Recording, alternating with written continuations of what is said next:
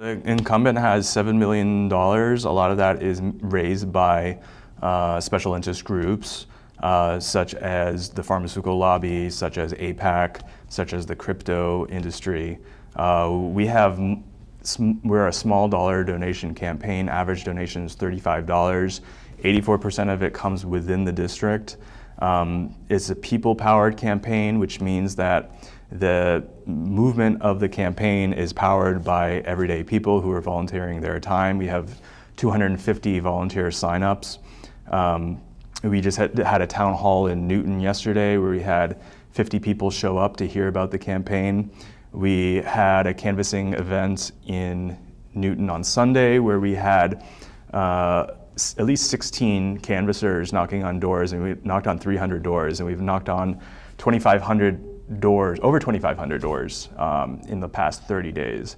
And so this is a campaign that's being propelled by people in this district who are concerned about the state of the country and want progressive change.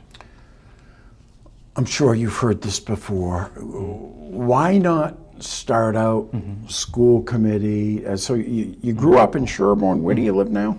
I live in Sherborne, right. So you still live in Sherborne. I don't know if they're a town or a city, but member of the select board, council, etc. Why go from no political experience to Capitol Hill? Yeah, so the work of town governments is very important, and I'm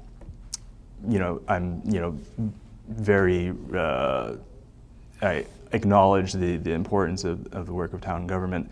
A lot of the issues that I care about are at the national level and would be solved by Congress.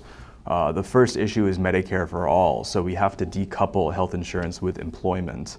And this is particularly important in the age of AI automation, where people might be laid off from their jobs due to AI, and they shouldn't worry about losing their health care with their job. Medicare for all would also be very good for small businesses, so they don't have to bear the costs of health insurance. It would be good for North Attleboro, so that they don't have to bear the burden of health insurance for their employees.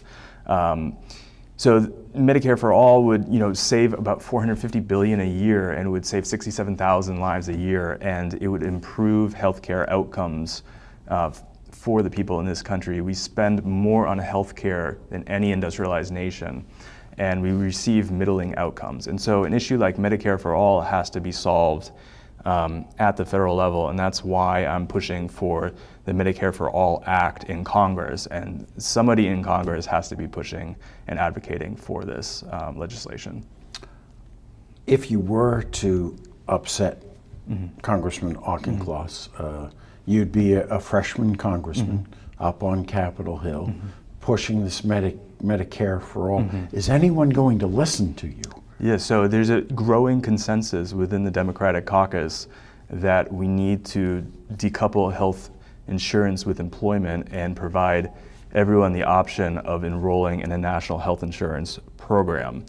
Under this program, people would not have to pay co-payments, deductibles, out-of-network costs. It would expand traditional Medicare to include dental, vision, hearing. And so it would be a great benefit to the people in this district. And there's a growing consensus in the Democratic caucus that this is the fight that we should be pushing. The Democrats on Capitol Hill have to signal what they stand for. Are you going to stand with the health insurance executives, with the pharmaceutical executives, or are you going to stand with the people and demand lower health insurance costs? Medicare for All would also expand the program to negotiate down prescription drug prices, which are a leading contributor to the cost of living for people in this district.